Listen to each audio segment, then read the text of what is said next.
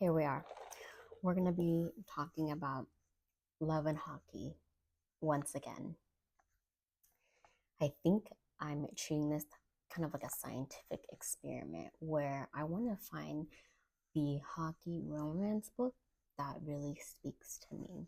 I know in a previous video I wasn't sure if I was gonna continue, but now I feel like this is a fun little experiment I'm going to do now. So I have two books I'd like to share with you, both not really recent from 2024. I have one book that was published in 2023 and the other one in 2016. So the first book that we're going to be talking about is by Elle Kennedy, The Score. This book was published in 2016. And then we're going to be talking about Pucking Around. And that was published in 2023 by Emily Rath. Right. So with The Score, it's part of this, I guess, series that she has, and I'm probably reading it out of order, but that is okay. So The Score is about a hockey player and a drama major. Is their love just for theatrics? So Allie is the drama major and Dean is the hockey player. So Allie just got out of this yo-yo relationship and she is in a pickle because she still loves her boyfriend, but at the same time she knows she has to move on, but it is difficult. And I'd like to say, I hope that we don't have to experience a yo-yo relationship because it is unhealthy.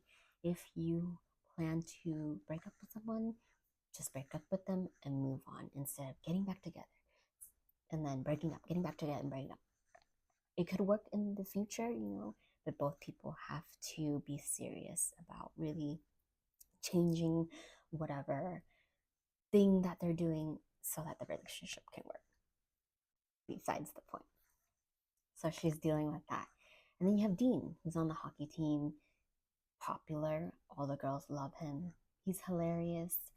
There's also a soft side to him. So we'll talk more about that soon. But as you can tell from the book, this is a hockey romance. So they're going to get together.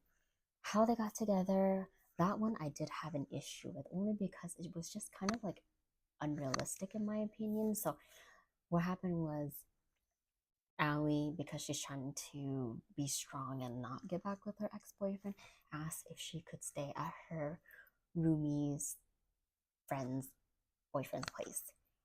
But Dean also lives there, and so because Allie doesn't want to be alone, she kind of forces Dean to like watch a movie with her. And to me, I think that's like unrealistic, especially because one, they don't even know each other, and then some random girl that he doesn't know is asking her to do something, that's like unrealistic in my opinion, but that's what happened. So then their friendship forms, and that's how they get to know each other more. With Dean, what makes him hilarious is he has this like inner monologue with himself, which I think is very funny. He also has the soft side too. So what happened was something happened, and now he's forced to do like community service. So he is teaching these kids to play hockey, and their team is called the Hurricanes. And so he is mentoring these kids, and he meets one of the kids that he mentors, little sister, and her name is Dakota, or Katie as they call her. So she like just falls in love with Dean, gives him a softy heart, and just he just tries to be a better person. And while he was reluctant to do like community service, in the end he has a soft heart, and he eventually learns that, hey, maybe this is his calling, being like a mentor, tutor to kids versus like his track of studying what he's studying in college right now. There's a quote I want to share because this goes with like kindness and then giving back to the community, but it all starts within your heart. So each one must give as he has decided in his heart, not reluctantly or under compulsion, for God loves a cheerful giver. So I think that's just important, right? When we're giving back to community, we have to have a good attitude and we want to do it. We can't be forcing people to be kind. It just has to come from within. We can teach people to be kind, but in the end, for that to continue, it has to come from within, a change from within. All right.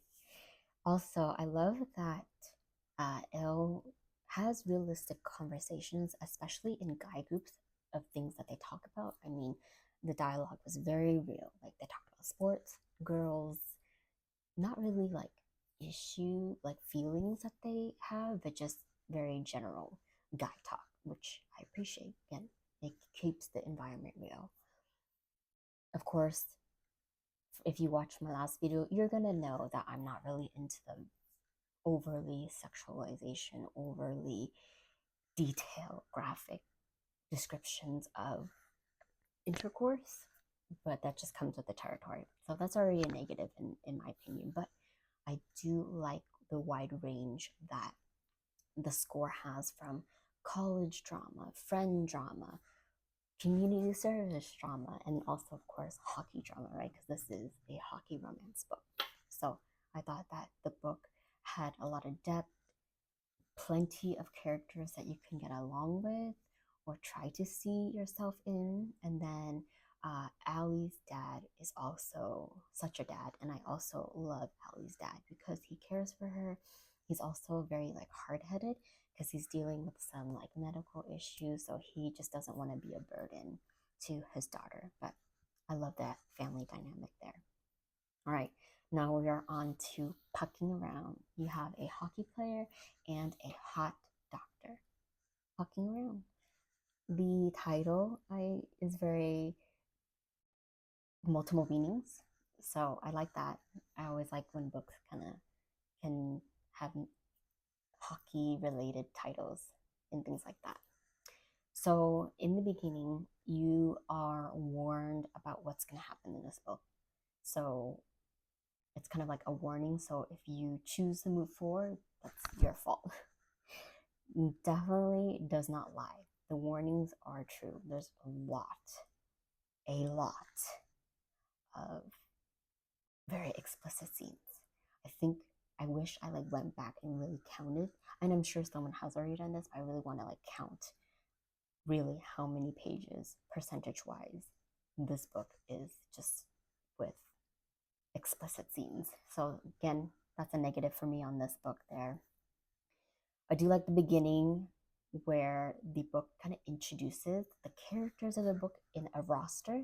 Again, that's like sports related, right? How you know people on the team is by their roster, what positions they play. So that was a nice way of like introducing characters. So I like that.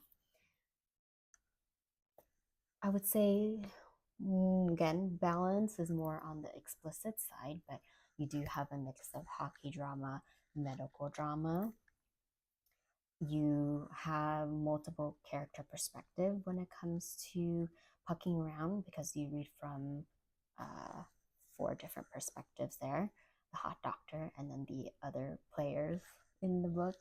Some of it I thought was a little bit unrealistic because okay, it was also like superficial in my opinion, and so this pucking around wasn't my favorite if I had to pick out of the two books that I've read here.